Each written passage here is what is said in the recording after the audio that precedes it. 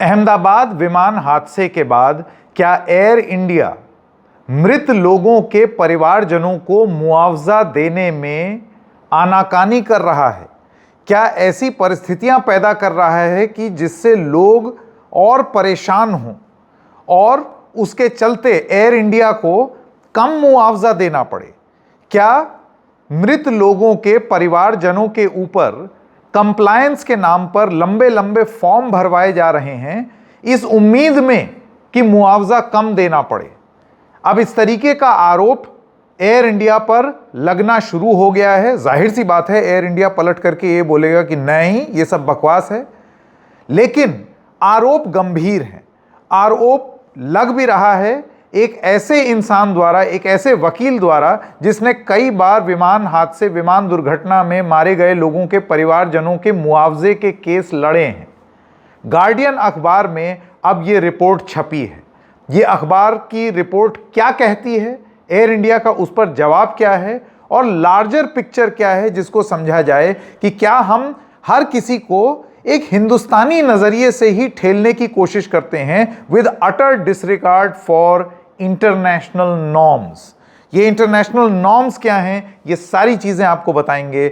नमस्कार, मेरा नाम है संकेत उपाध्याय और आप देख रहे हैं इशारों इशारों में। तो सबसे पहले आपको ये बता दूं कि गार्डियन अखबार का एक आर्टिकल है जो आपके स्क्रीन पर है। इसमें लिखा हुआ है Air India's behaviour towards bereaved families outrageous says lawyers, यानी कि एयर इंडिया का जो रुख है शोकाकुल परिवारों की तरफ वो बहुत ही भयानक है और निंदनीय है, उसकी भर्त्सना की जानी चाहिए। आउटरेजियस का जो आप अर्थ देख लें, मुझे तो यही समझ में आया। ये 3 जुलाई 2025 को ये लेख छपा है और ये पूरी तरीके से एक एविएशन लॉयर पीटर नीनन के बयान पर आधारित है। पीटर नीनन ने जो जो बोला है उस पर आधारित है। अहमदाबाद में 12 जून को आप जानते हैं फ्लाइट AI 171 दुर्घटनाग्रस्त हो गया। वो जा करके एक मेडिकल कॉलेज के हॉस्टल में जा टकराया और उस वजह से लोगों की जान गई। एक उसमें मिरेकुलसली बच भी गए, लेकिन फ्लाइट में और जितने लोग थे क्रू समेत सबकी मौत हो गई और उस हॉस्पिटल में भी जो लोग उन बिल्डिंग्स में थे उसमें भी मौत बताई जा रही है। इस सब के बाद एयर इंडिया ने, याद कीजिए, घोषणा की थी कि हम मुआवजा देंगे और बिल्कुल जो इंटरनेशनल नॉर्म्स हैं उसके हिसाब से मुआवजा देंगे। मुआवजे की एक राशि भी सेट कर ली गई थी। आप सब वो जानते हैं, इस वजह से मैं रिपीट नहीं कर रहा हूं। अब आते हैं आरोप पर कि ये आर्टिकल आरोप क्या लगाता है। कॉन्टेक्स्ट जान लीजिए। कॉन्टेक्स्ट ये है कि वो विमान क्रैश हुआ अहमदाबाद में, उसमें एक डेथ फिगर्स जो विमान में थे उनका तो रिलीज कर ही दिया। उसके बाद एयर इंडिया ने जो मुआवजा था, कॉम्पनसेशन, उसकी भी घोषणा की। एलिगेशन क्या क्या है वो मैं सिलसिलेवार, बिंदुवार तरीके से आपको बताता हूं। सबसे पहली बात, पीटर नीनन कौन है जिन्होंने ये आरोप लगाए हैं? ये दरअसल एक एविएशन लॉयर हैं यूनाइटेड किंगडम से और ये एक कंपनी में काम करते हैं जिसका नाम है स्टीवर्ट्स, STEWARTS, और ये तमाम परिवारों का प्रतिनिधित्व करते हैं जो विमान दुर्घटना में मारे गए हैं और उनके परिवारजनों को मुआवजा और एयरलाइन से संवाद करने का वो लीगल असिस्टेंस प्रोवाइड करते हैं। इससे पहले उन्होंने MH17 और MH370 दुर्घटना में भी जो विक्टिम्स की फैमिलीज थीं उनको इन्होंने लीगल हेल्प प्रोवाइड की। तो इसी तरीके से वो एयर इंडिया 171 विमान दुर्घटना में भी जो लोग विक्टिम्स हैं उनके परिवारजनों को ये हेल्प कर रहे हैं। अब इन्होंने आरोप क्या लगाया है? सबसे पहला आरोप, unethical treatment of बिरीव्ड families.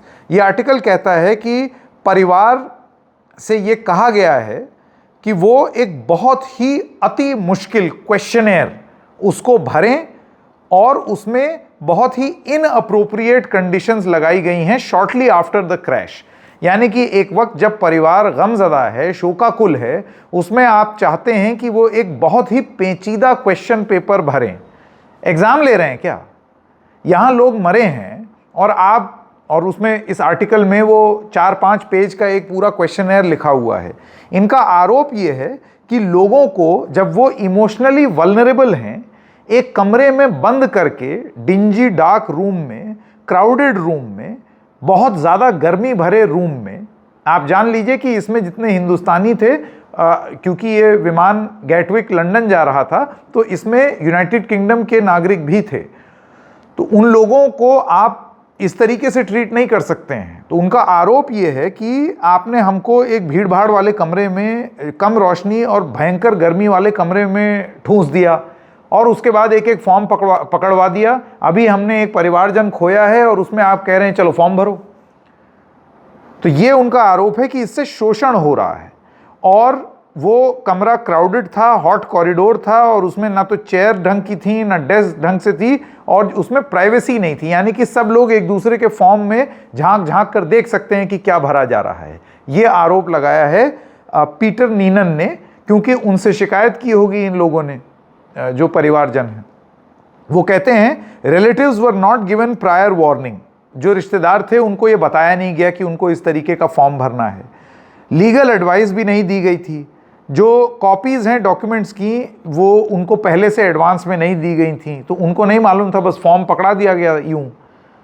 Which Neenan claims was a deliberate tactic to exploit their grief. अब देखिए, ये अतिशयोक्ति भी हो सकती है, ये उनका एक वर्जन है, इस वजह से मैं ये वर्जन आपके सामने रख रहा हूं। उनका एक पक्ष है इन वकील का, कि उनका ये कहना है एयर इंडिया ने जानबूझ के ये सारी चीज़ें की, और इसलिए की ताकि आप उनकी तकलीफ में कंप्लायंस दिखा दें और उनकी तकलीफ में उनको ये काम पकड़ा दें। उनमें से हो सकता है कुछ लोग उठ करके खींच के चले जाएं, तो फिर आप ये बोलें कि देखो आपने प्रोसेस फॉलो नहीं किया। अगला आरोप, मिसलीडिंग इंफॉर्मेशन अबाउट कॉम्पनसेशन। नीनन का यह आरोप है कि एयर इंडिया ने गलत तरीके से परिवार को ये बोला कि अगर तो आप ये दस्तावेज नहीं भरेंगे, क्वेश्चनेयर नहीं भरेंगे, तो फिर आपको मुआवजा नहीं मिलेगा, आपको एयर इंडिया मुआवजा नहीं देगा। ये आरोप नीनन ने लगाया है। उनका यह कहना है कि अंतर्राष्ट्रीय कानून में साफ साफ लिखा हुआ है कि परिवार को एयरलाइंस की तरफ से तुरंत एडवांस पेमेंट होनी चाहिए, and families are entitled, these entitled families should be given this amount without any preconditions. Families only need to provide proof of identity and sign of receipt, यानी कि वो अपना एक बता दें कि ये हमारे सो एंड सो हैं, पैसा मिलने पर वो साइन कर दें कि हाँ हमें पैसा मिल गया। बस इंटरनेशनल कानून नीनन के हिसाब से इतना ही है, अंतर्राष्ट्रीय कानून। लेकिन यहां पर एयर इंडिया जो है वो खर्रे पे खर्रा भरवाते चला जा रहा है, ऐसा इन्होंने आरोप लगाया। The questioner demanded sensitive financial and dependency information using legally significant terms that were not explained. उनका यह कहना है कि बहुत सारे ऐसे पेचीदा शब्द इस फॉर्म में लिखे हुए थे, और परिवार से कहा जा रहा था कि आप अपनी फाइनेंशियल जानकारी दीजिए, डिटेल्स दीजिए। अब किस तरीके की जानकारी है वो तो नीनन साहब ही बताएंगे कि क्या बैंक अकाउंट मांग लिया, क्योंकि अब जाहिर सी बात है जब पैसा दिया जाएगा तो बैंक अकाउंट में ही जाएगा, चेक इशू कर दिया जाएगा तो वो बात अलग है। इसके अलावा इसमें लीगल टर्म्स इस्तेमाल हुए थे, सिग्निफिकेंटली लीगल टर्म्स। अब ये सिग्निफिकेंटली लीगल टर्म्स क्या हैं वो आगे उस पर चर्चा हो सकती है। नीनन argues that this information could be used to calculate lower compensation amounts, potentially saving Air India at least 100 million pounds by undercompensating families। यानी कि परिवार से जानकारी इस तरीके से ली जा रही है ताकि बाद में कानूनी भाषा का इस्तेमाल करके उनको कम मुआवजा पकड़ा करके और उनके खिलाफ आप एक केस माउंट कर दें कि भाई देखिए इनके इंफॉर्मेशन के हिसाब से और इस कॉन्ट्रैक्ट के हिसाब से ये तय हुआ था। और इस चक्कर में नीनन का आरोप है कि एयर इंडिया 100 मिलियन पाउंड बचाना चाहता है अंडर कॉम्पनसेट करने के लिए। अब ये एयर इंडिया कौन सा एयर इंडिया है? ये टाटा कंपनी का एयर इंडिया, टाटा जिसके कसीदे पढ़े जाते हैं कि वाह रे हो कंपनी हो तो टाटा। और ऐसी कंपनी पर जब आरोप लगता है कि एसेंशियली अगर आपको देहाती भाषा में बताएं तो ये चीकटपना, इस तरीके का काम कि मतलब यहां पैसा काट लो उधर पैसा काट लो, क्या ये काम एयर इंडिया कर रहा है? ये मोटी मोटी बात। तीसरा पॉइंट, तीसरा जो उनका आरोप है, pressure tactics. Some families reported that Air India officials, और ये सबसे खतरनाक बात है, Air India officials visited their homes to inquire why the forms have not been completed, which Neenan cites as evidence of undue pressure. The lack of clarity about terms like dependency and the absence of legal guidance left families confused and distressed. with one relative describing feeling pressured under extremely distressing circumstances. इसका मतलब ये हुआ कि air India के लोग, ये आरोप है कि पीड़ित लोगों के परिवारजनों के घर में जा जा करके उनसे कह रहे हैं कि फॉर्म क्यों नहीं भर रहे हो, फॉर्म भरो, नहीं तो देख लो फिर मुआवजा नहीं मिलेगा। इस तरीके का आरोप एयर इंडिया के ऊपर लगा है, जिसकी वजह से बहुत सारे ऐसे परिवारजन जो दुखी हैं, उनको ये लगता है कि ये उनके ऊपर एक अनायास दबाव डाला जा रहा है। एक ऐसी चीज जो उनका हक है, अंतर्राष्ट्रीय कानून में उनका हक है, उसके लिए एयर इंडिया इस तरीके से क्वेश्चनेयर भरने का दबाव डाल रहा है। Next point, potential long term consequences. Neenan ये चेताते हैं कि ये जो इंफॉर्मेशन है जो क्वेश्चनेयर में भरी जा रही है, ये परिवार के खिलाफ इस्तेमाल किया जा सकता है। आगे अगर कोई मुआवजे का मामला चले या कोई लीगल बैटल हो तो उसमें परिवारों के खिलाफ इस्तेमाल करने के लिए इस तरीके की भाषा का इस्तेमाल किया गया है। Families who complete the forms without legal advice, बिना किसी लीगल एडवाइस के, यानी कि वहां पर आपने तुरंत हाथों हाथ वो फॉर्म पकड़ा दिया, उसके बाद आप पीछे पड़ रहे हैं कि फॉर्म जल्दी से भरो ताकि हम मुआवजा दें, जल्दी जल्दी दें क्योंकि हमें कंप्लाई करना है। नीनन का ये कहना है कि आप लोगों को ये मौका ही नहीं दे रहे हैं कि वो आपका क्वेश्चनेयर किसी वकील को दिखा सकें, किसी कानून के जानकार को दिखा सकें, उससे वाद विवाद कर सकें कि भाई ये सेक्शन ठीक है या नहीं, इससे ये हो सकता है। नीनन का यही काम है।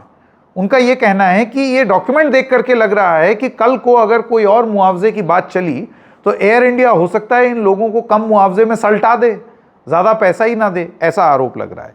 Alternatively, families who later hire lawyers may face legal battles to argue that the forms were filled out under duress or without understanding, which would complicate their claims। यानी कि बाद में परिवारों के ऊपर यह दबाव डाला जा सकता है कि आपने फॉर्म नहीं भरे, इस वजह से आपको कॉम्पनसेशन नहीं मिल सकता है, और आप फॉर्म भरने में देरी कर रहे थे, ये आपके खिलाफ इस्तेमाल किया जा सकता है।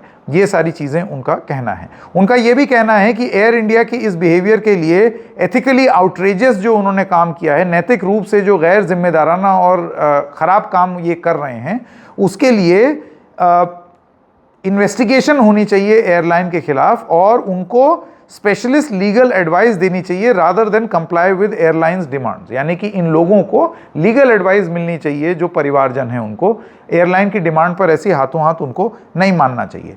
अब ये तो हो गई नीनन साहब की बात। एयर इंडिया का भी जवाब सुन लेते हैं। एयर इंडिया का ये कहना है कि हम परिवार के साथ हैं, हम इन पूरे आरोपों को सिरे से खारिज करते हैं, इनको अनसब्सटैंशिएटेड और इनएक्यूरेट बताते हैं। Air India states that the support and welfare of families impacted by this tragic incident is our number one priority. They claim to take the accusations incredibly seriously and are focused on ensuring compensation is provided as quickly and smoothly as possible। वो ये कह रहे हैं कि हम सरलीकरण कर रहे हैं, हम फ्लेक्सिबिलिटी भी दे रहे हैं लोगों को, हम कोई दबाव नहीं बना रहे हैं उनके ऊपर, और कॉम्पनसेशंस हम दे भी चुके हैं।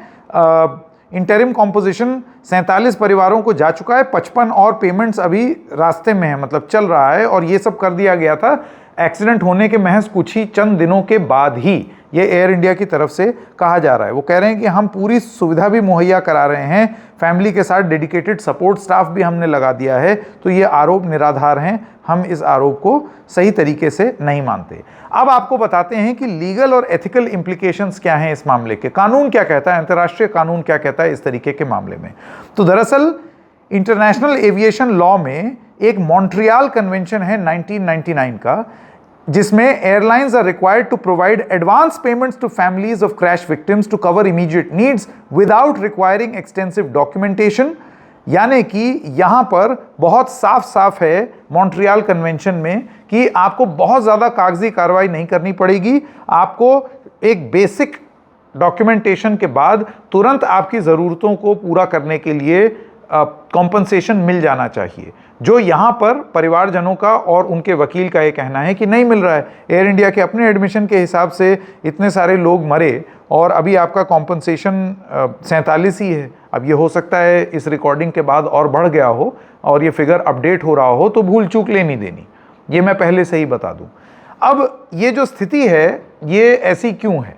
क्या एयरलाइंस इस तरीके की हरकतें करती हैं? क्या ये दादागिरी कर रही हैं? और अगर ऐसा कर रही हैं तो फिर अपनी सफाई और स्पष्टीकरण के अलावा उनके उनको और अकाउंटेबल कैसे बनाया जा सकता है। देखिए, ये मामला इंटरनेशनल है, ये हिंदुस्तान का मामला नहीं है, और हिंदुस्तान का भी अगर मामला होता तो ये सवाल उठने वाजिब थे और ये सवाल पूछने वाजिब थे। ऐसे में क्या हिंदुस्तानी एविएशन कंपनीज इस तरीके से जोर ज़बरदस्ती करती हैं? ये एक बहुत महत्वपूर्ण सवाल है।